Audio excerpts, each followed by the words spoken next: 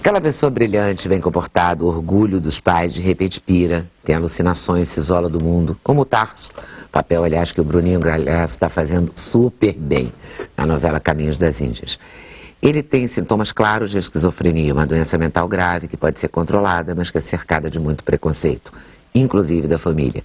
A psiquiatra Ana Beatriz Barbosa da Silva vai falar sobre a esquizofrenia. E tem aqui um colega de profissão, digamos assim, da doutora Ana Beatriz, nesse momento, né? Porque na ficção, em Caminho das Índias, o Estênio Garcia é o Dr. Castanho, um psiquiatra que sabe falar a linguagem dos pacientes. A esquizofrenia, né, que é a psicose, que é o louco que a gente chama, tem tratamento hoje, tem controle, mas não tem cura. Porque a esquizofrenia vem em cima de uma personalidade específica. É uma criança que sempre foi mais reservada, mais tímida, com menos mecanismos de defesa. Então é aquela criança, aquele adolescente que não sabe responder a uma agressão, que não sabe lidar com dificuldade, ele foge, ele se omite.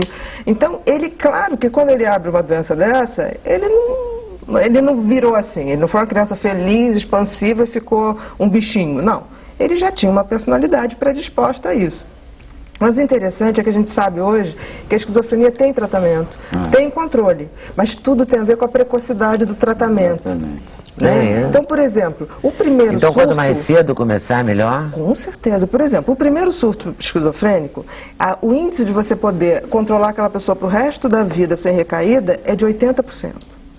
Quando vai para o segundo, isso baixa para 50%. E a partir do terceiro surto, a probabilidade daquilo não cronificar de uma forma que a gente vê muito no Hospital Pedro II, né, aqueles pacientes mais crônicos, baixa para 30%. E o que acontece? Então você tem que tratar imediatamente? Sim. Até porque a psicose não é difícil de detectar, porque é um quadro muito florido, ela é difícil de tratar, de conscientizar e tratar. Você de cara, assim, numa entrevista, numa consulta, você saca? Claro. Se a pessoa é esquizofrênica ou não? Porque é muito florido o quadro. Tipo o quê? O que é um quadro florido? Por exemplo, a família chega e traz. Aí a família diz que ele está delirando. Ele está vendo que aquilo vai prejudicar ou vão internar, ele fica mudo. Você tem que, com psicose, entrar no jogo do paciente. Então, eu nunca nego. Por exemplo, tem um cara debaixo do sofá. Será? Por que ele está aqui? Nossa, a gente tem que investigar isso. Então, eu sempre digo, vamos investigar isso, porque ele está sempre perseguido, né? E na hora que você faz isso, ele abre um sorriso, tipo assim, alguém está me entendendo. Então, é muito fácil. Ou ele está ouvindo, ou ele está correndo, ou ele está desesperado, porque é um sofrimento absurdo. Ou ele se cala, porque ninguém entende, então ele se cala para não dar bandeira, mas mesmo assim, ao estar calado, ele já está dando a bandeira. Porque ele tem medo de você. E essas visões, assim, o gato que vai cair do telhado, o rato que está na piscina, como o Tarso tem tido, são sinais também, a pessoa tem isso, tem umas isso visões. Já é a crise aguda. Já agudizou isso geral. Escandalosamente. Você sai na rua, se tiver um mendigo falando sozinho, uma criança olha e fala, tá maluco, né, mãe? Uma criança vê um surto psicótico. O que acontece no Brasil é que o primeiro surto, se é na classe rica, manda para fora, isso aí é um estresse, vai estudar, vai não sei o quê. Se é na classe pobre, acontece uma coisa engraçada, vai para o pai de santo. É o que eu digo sempre, rezar nunca faz mal. Vai lá, mas não deixa de tratar. Não tem problema nenhum. Reza também. Reza também, não faz mal nenhum. Agora, o que acontece é que cronifica, né? Porque quando chega já teve o terceiro. Um surto a primeira vez, 6 meses antes, o paciente já começa a dar sinal.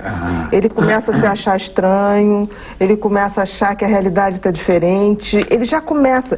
Porque a psicose, ela é uma quebra. É como se você tivesse uma parede, que é a nossa personalidade, e ela, 6 meses antes, ela começa a rachar.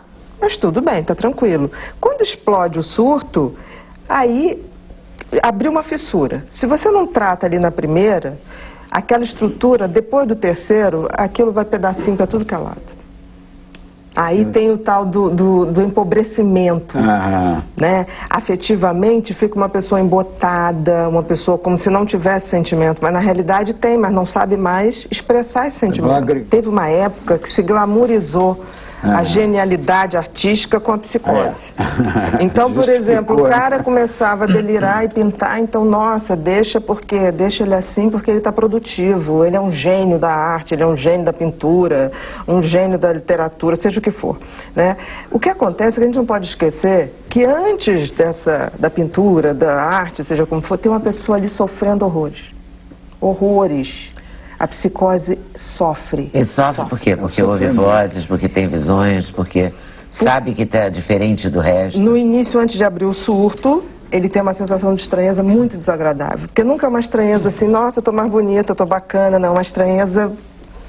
Tô desconfortável aqui tem uma nessa coisa pele, errada, nesse meu corpinho. pensamento não está batendo, meu corpo não bate com a minha mente. Quer dizer, é uma sensação de estranheza no mundo, não tem lugar para você. A psicose se caracteriza por delírio, alucinações. Delírio é eu começar, eu entrar numa realidade que não é real, eu criar uma realidade paralela.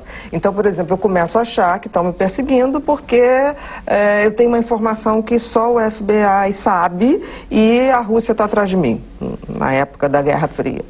A alucinação é um pouquinho mais grave, ter uma percepção distorcida de um estímulo real ou perceber o que nem existe, ver o gato que não está lá. Ou então ver uma sombra e distorcer achando que é o gato. Então, isso é um sinal de gravidade. Agora, esses sintomas, o delírio e a alucinação, eles são muito gritantes. Isso é fácil de identificar. Os que causam muito mais, você tem que pesquisar mais, é a afetividade. Porque você sabe que o cara sente, mas ele não consegue expressar. Ele quer se comunicar, mas ele não consegue. Ele fica, você conta uma coisa, ele fica olhando para você como se ele te penetrasse. Ele entra por dentro da tua alma, é uma coisa impressionante. E dá um incômodo. Agora, isso tudo, se você entender que ele está morrendo de medo de você, na hora em que você se põe como uma pessoa que entende o que ele está falando e não nega, ele baixa a guarda. Você passa a ser a salvação. É como uma empregada falou. Quando ele fala com o doutor Castanho, ele acalma. Por quê? Porque o doutor Castanho chega lá e em nenhum momento fala assim, para de falar besteira. Não contesta ele. Esse negócio de rato, besteira. Tipo assim, vamos ver esse rato então. Por que esse rato está aí, né? Tipo assim, concorda, então ele relaxa. E o discurso, né? No surto, além disso, o discurso fica totalmente desorganizado. Ele tem uma incapacidade de botar o pensamento lógico, porque é tanta emoção, está mergulhado em tanta emoção que o pensamento fica desconectado. Então fala rato, rato, piscina, piscina, piscina, rato, rato, e tende a repetir, né? Tem uns maneirismos de mão. A esquizofrenia, o índice é de 1% da população geral.